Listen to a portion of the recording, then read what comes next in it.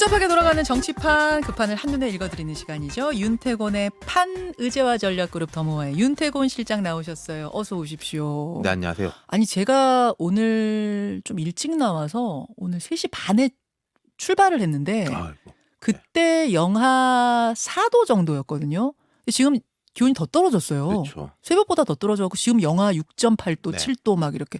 오시는 길 괜찮았습니까? 예, 추웠죠.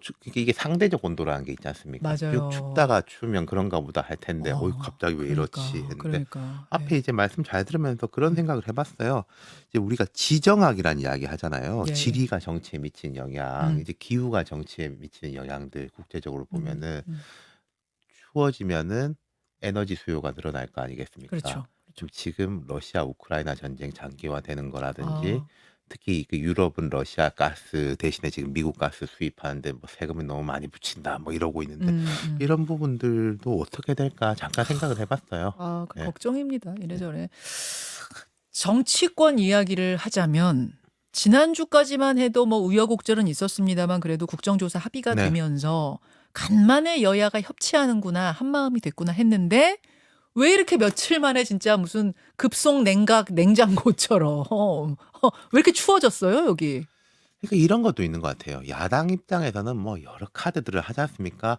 예컨대 각 상임위에서 정부가 가지고 온 예산 안 돼. 우리 음. 예산으로 해. 예, 하고 예. 뭐 여러 압박을 하는데 대통령실이 별로 뭐 거기에 대해서 뭐 하든가 말든가 약간 이런 식으로 나온다는 느낌을 받는 것 같아요. 아하. 그러니까 더 센 카드를 꺼내는 건데 저는 이런 느낌은 있었어요. 그러니까 이상민 장관에 대해서 여론이 되게 부정적인데 그리고 뭐 이미 실기한 거 아니냐. 이거 별개로 야당이 합의를 해줬다는 건 국정조사 기간이 한 45일 이렇게 되지 네. 않습니까? 그럼 거기서 이상민 장관 불러가지고 따지기도 하고 네. 그럼 이 기간 동안은 두는 거 아닌가? 그럼 국정조사에서 이거 뭘 이제 성과를 낸 다음에 이러는데도 이 자리에 있겠단 말이야. 한 번 더 그때 강하게 압박을 가하겠지라고 생각을 했는데 국정조사 합의를 하고 요 요구를 하는 거에 대해서 약간 의외긴 했어요. 그렇죠. 예, 그렇게 그러니까 저간의 사정이 뭔가 저는 궁금하더라고요. 이제 이상민 장관에 대한 평가하고 별개로 예. 이게 이제 논리적으로 굴러가는 걸 보면은 예. 조금 이제 의외다. 그러니까 저간의 사정은 제가 방금 말씀드린 것은 야당 입장에서 낼 수 있는 카드들을 좀 다 내보겠다. 지금 뭐 여러 가지 다 뭐 별게 다 건인지 연결돼 있는 건지 모르겠습니다만은 어젠가 이제 서훈 전 국정원장 네. 안보실장한테 대해 가지고도 이제 구속영장이 청구가 된다고 네. 하잖아요. 그리고 됐습니다 이미. 이재명 대표에 대해 가지고 계속 뭐가 나오고 있고 네. 그러니까 야당 입장에서도 뭐 직접 상관된 건 아니더라도 우리도 쓸 수 있는 카드를 쓰겠다 이런 아하. 느낌이에요. 이재명 대표 연내 소환 얘기까지 나오고 있는 네. 이런 상황이니까 야당이 계속 뭐 몰릴 수만은 없다. 우리도 뭔가 낼 수 있는 강력한 그렇죠. 카드를 내보자. 그게 뭐냐? 민심과 부합하는 건 이상민 장관 해임 카드다. 네. 이렇게 아마 나왔을 거다. 그 말씀이에요. 근데 이렇게 민주당이 강경하게 나오면서 국민의힘 주호영 원내대표 입장이 좀 난감해졌을 것 같아요. 왜냐하면 당내 강경파들을 설득해가면서 여기까지 어떻게 왔는데 당내 강경파들이 아니 주 원내대표 뭐 한 거냐? 이렇게 지금 국정조사 파행되고 저기서 저렇게 또 우리 양보하면 저기도 양보해야 되는데 저쪽에서 막 강경하게 나오고 뭡니까? 이럴 수 있잖아요. 그러니까 뭐 위태위태한 장면들이 있었죠. 왜 그때 김은혜 수석 이렇게 퇴장 당했을 때도 뭐 예. 대통령이 불만을 표시했니 안 했니? 근데 뭐 알고 보니까 협의가 된 거였었다. 그리고 이번에도 대통령 관저에 초청해가지고 만찬 회동을 했는데 예. 알고 보니까 그 전날에 이른바 윤핵관이라는 사람들은 먼저 했다 이런 것들이 있었는데 저도 이제 속사정은 뭐 속속들이 모르겠습니다만은 뭐 이른바 강경파로 불리는 사람들이나 용산이 주호영 원내대표에 대한 불만은 조금 있을 거예요. 아. 있을 수 있겠죠. 근데 주호영 원내대표 입장에서는 예. 저는 좀 이런 노련한 분위기도 하고 좀 배심을 가질 수 있는 게 그래서 나 아니면 대안이 있어? 그렇죠. 그러니까 다른 지금 원내대표 이게 누구? 권성동 의원이 하다가 이제 역부족으로 되고 예. 또 뭐 예. 법원에 갔다가 기각되고 뭐 이렇게 온 거 아니 아니겠습니까? 원래는 비대위원장을 하다가 그렇죠. 예. 법원에서 우여곡절 끝에 또 원내대표 된 거 그리고 아니에요? 이 주호영 원내대표가 원내대표로 될 때 뭔가 비주류의 힘을 모아가지고 판을 엎은 게 아니라 주류 입장에서도 '아 이 정도는 돼야지 그쵸. 이게 뭐가 주류도 되겠다.'라고 힘을 한 실어줬죠. 인물이지 않습니까? 네. 그런 부분에서 볼 때 주호영 원내대표의 리더십 자체가 크게 흔들릴 것 같진 않아요. 그리고 아. 전에 이제 의총에서 뭐 장제원, 이용 의원 나와 가지고 네. 한마디씩 했을 때 했을 때 분위기 별로 좋지 싸했죠. 않았거든요. 예. 그 싸했다라는 게 예. '그래 주호영 잘못했지.' 쪽으로 싸한 게 아니라 예. '아니 저 사람들이 뭘 또 저렇게까지 하냐.'라는 쪽으로 저 싸했으니까요. 사람들이 뭐요? 장제원, 이용 이 두 분들이 예. 저렇게까지 왜 주호영 원내대표를 그 몰아붙여? 이쪽 여론이 더 그렇죠. 예. 높았다고요? 그리고 지금 이제 여당 원내대표인데 의석이 많으면은 음. '아니 이 의석 가지고 이거밖에 못해. 밀어붙이지.' 뭐 이런 거라도 될 건데 음. 의석이 밀리잖아요. 밀리죠. 무슨 밀어붙이고 말고가 있을 수가 없는 거지 않습니까? 그거를 국민의힘 의원들도 다 사정을 아니까. 그렇죠. 네. 그래서 주호영 원내대표가 흔들릴 거다 뭐 이런 얘기가 그러니까 보 개별 보도론 개별적인 나오지만 거로야 이제 아. 이건 좀 이렇게 하지 아. 저렇게 하지가 있겠지만은 예. 큰 틀에서는 저는 뭐 예. 그렇군요. 아까 박성중 의원도 그러시더라고요. 네. 리더십 안 흔들릴 거다. 예. 그게 그래서 그렇게 나오는 거군요. 근데 자꾸 그럼에도 불구하고 지도부 위태위태한 거 아니야라는 기사가 왜 자꾸 나오냐면 하필이면 지난주에 해프닝 하나가 더 있었잖아요. 윤 대통령이 당 지도부를 새 관저, 이사간 네. 관저로 불러서 만찬하기 전날 네. 내지는 전전날. 전날이에요, 전전날이에요? 전날, 전전날 뭐 예. 그거 좀 약간 뭐 왔다 예. 갔다 하죠, 예. 지금. 전날인지 전전날인지 모르겠지만 하여튼 전에 네. 윤핵관 4인방 권성동, 장제원, 윤한홍, 이철규 네 그러니까요. 사람을 제가 부부 말씀드린 게. 동반으로 예. 불러서 만찬을 했다. 근데 뭐 들리는 얘기로는 이게 날짜를 조정하다 보니까 이게 그렇게 됐다라고 하지만 정치에서 의미 없는 게 어디 있습니까? 그러니까 그때 이제 대통령실이나 그 의원들 주위에서 나온 이야기가 아니 우리 공적인 이야기를 한 게 음. 아니라 집들이 개념으로 좀 뭐 편하게 이야기했다는데 음. 근데 이게 참 묘해요. 어떻게 해석을 하느냐. 공적인 자리가 아니라 집들이 개념으로 부부 동반해서 하면은 훨씬 친한 사이 아니에요? 더 일반적으로 친해지는. 볼 때? 그렇죠. 예를 들어서 제가 이사를 했을 예, 때 예, 요즘은 그런 문화가 많이 없어졌는데 예. 우리 회사의 부서 예, 뭐 예. 부장님부터 해서 오십시오. 이거랑 그렇지. 친한 친구들 부부 동반으로 모여가지고 하하호호 하는 거랑 약간 느낌이 다르기도 하죠. 다르죠. 근데 아까 제가 주호영 원내대표 말씀드렸지만은 주호영 원내대표 입장에서도 뭐 마음이 뭐 썩 좋지 않을 수도 있겠지만 굳이 이걸 가지고 문제 음. 삼으면 일이 더 커지는 거니까. 그리고 음. 또 날짜 관점에서 볼 때 주호영 원내대표하고 지도부를 만난 다음에 네. 그분들을 만나면 그게 더 안 좋을 수도 왜요? 있는 거. "야 어제 이렇게 이야기했는데 이거 어. 우리 어떻게 짜야 돼?" 라고 하면 그게 약간 더 그렇게 소문이 날 수도 있으니까. 그렇죠. 만나자마자 아. 불러서 뭐 대책 논의 뭐 이런 식으로 갈 수도 있는 거잖아요. 네. 그러니까 어쨌든 앞에 만났든 뒤에 만났든 그러니까 그 이러면 네 이렇게 사람만 해석되고 저러면 만났다는 저렇게 해석 거. 그렇죠. 그거는 어떻게 볼 것인가. 그래서 또 무슨 얘기가 나왔는가를 놓고도 해석이 분분한 게 어떤 분들은 그러시더라고요.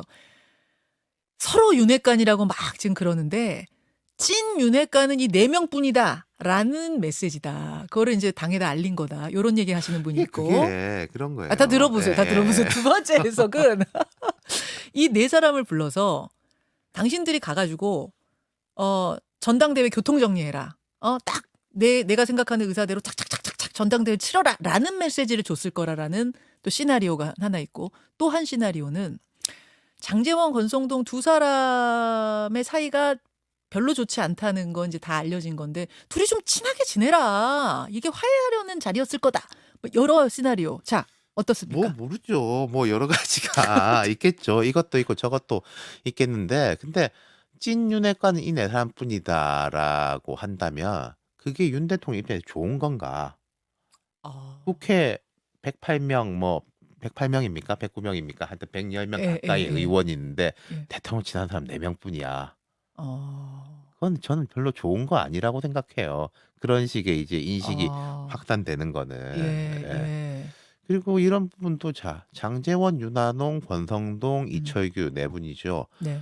부산, 경남이 두 사람이고 강원도가 두 사람이에요. 그러네요.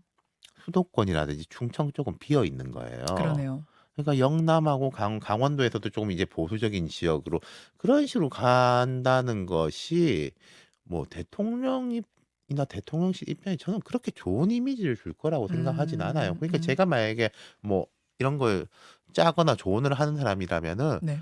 빨리빨리 더 다른 분들도 만나 가지고 그렇죠. "야 다 만났잖아. 두루두루. 근데 이제 날짜 조율하다 보니까 여기가 음. 먼저 된 거야." 이런 식으로 해 가야죠. 그게 맞는 거죠. 국민들한테도 또 당에도 이런 그렇죠. 메시지가 별로 득이 될 게 없다. 네. 대통령 입장에서 그런 말씀. 그 안에서 무슨 얘기를 했을까 이제 이 부분인데 전당대회에 대한 얘기가 나왔을 거다라는 얘기가 좀 많아요. 나왔겠죠. 왜냐면 음. 그 정치 대통령하고 당에서 이제 중진 의원들 핵관이라고 불리는 사람들이 만났는데 예. 그 이야기 안 하면은 아. 그게 이상한 거 아닙니까? 아하.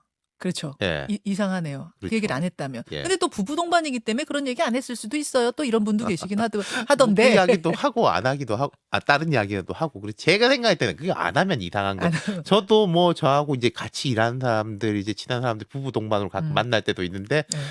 그 이야기 좀 하고 또 사는 이야기도 하고 하고 섞여 섞죠. 예, 섞여 있죠, 보통. 자, 전당대회에게 무슨 얘기를 했을 것인가?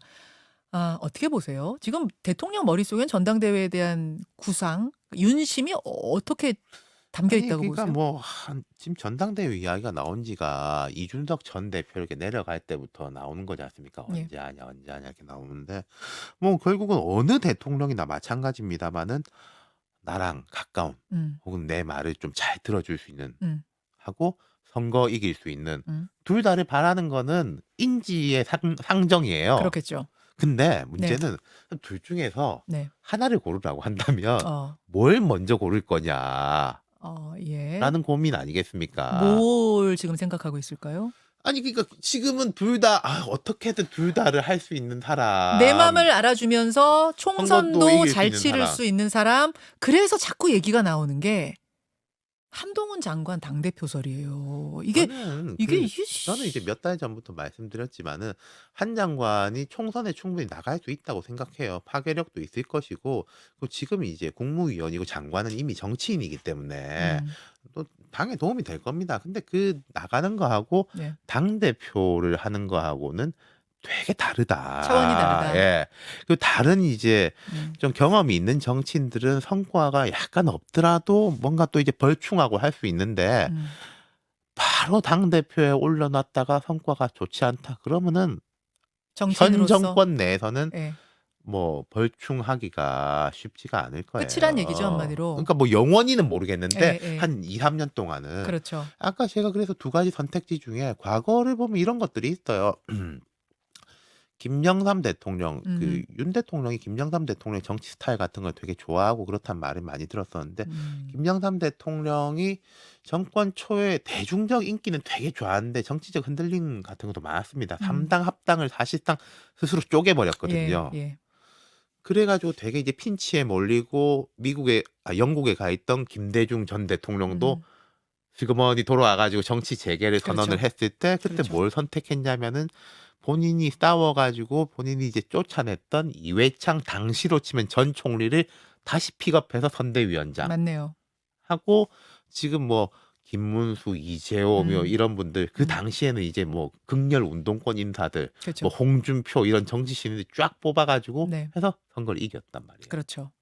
이명박 대통령도 정말 좋지 않았던 상황에서 당이 박근혜 비대위 체제 그렇게 자기가 경쟁자였던 사람으로 돌아가게 뒀어요. 맞네. 그래서 선거를 이겼단 말이에요. 그러네요. 그러니까 그런 정치적인 감이 있는 의원들이 결국 감이 있는 리더들은 대통령들은 결국은 둘 중에 그분들도 나하고 친하고 선거 이길 사람 바랬을 거예요. 그렇죠. 하지만 마지막에는 선택은 후자. 이길 수 있는 쪽으로 갔다. 선거를 이기는 쪽으로 하는 간다. 거죠. 그런 경우에 결과가 좋았었던 것이고. 그럼 혹시 유승민 전 의원 뭐 이런 분 지금 사실 여론조사하면 높게 나오잖아요. 그렇게 갈 수도 있다고 보세요? 이게 유승민 의원 같은 경우에는 근데 너무 이게 아까 제가 말씀드린 이회창이라든지 박근혜라든지 선을 넘지 않은 그런 부분들이 또 있었단 말이에요. 이 선이라는 선을. 근데 유승민 의원 같은 경우에는 지금 이제 국민의힘 지지층이 볼 때는 좀 선을 넘었다 이렇게 보는 것도 있는 것 같아요. 그러니까 대통령이 용납할 수 있는 그 선을 넘어서 존재하고 있기 때문에 거기까지 현재로서는 받아들이기 힘들 것 거다. 같다. 그래서 전당대회 룰을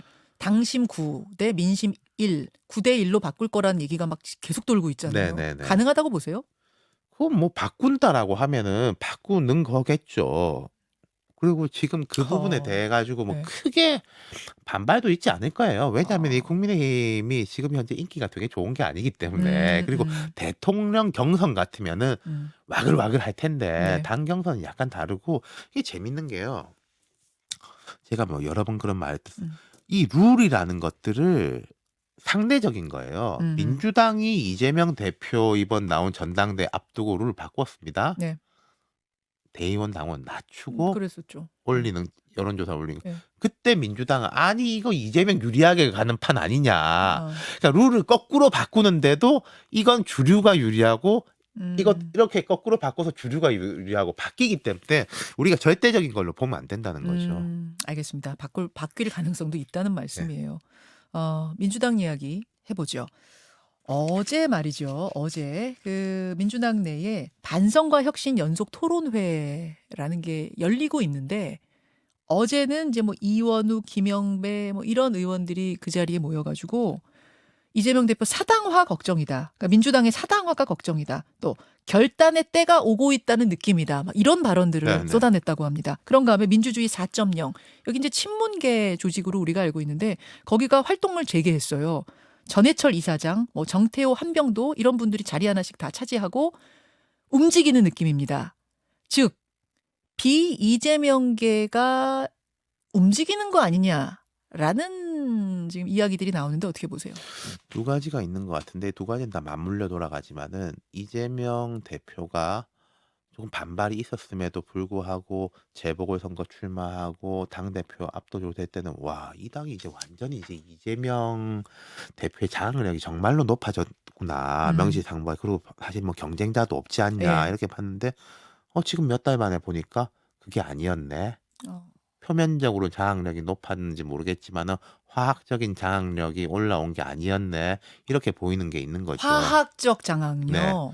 그러니까 그건 이 두 번째 이야기하고 엮이는 건데 이 사법적 리스크 부분하고 그럼 이재명 대표가 대표가 돼 가지고 사실은 뭐 여러 원래 나하고 가깝지 않았던 사람들하고 밥도 먹고 예컨대 당직 뭐 나쁘게 말하면 나눠주기 좋게 말하면 당평 다 그 같은 말이에요 사실. 예. 예.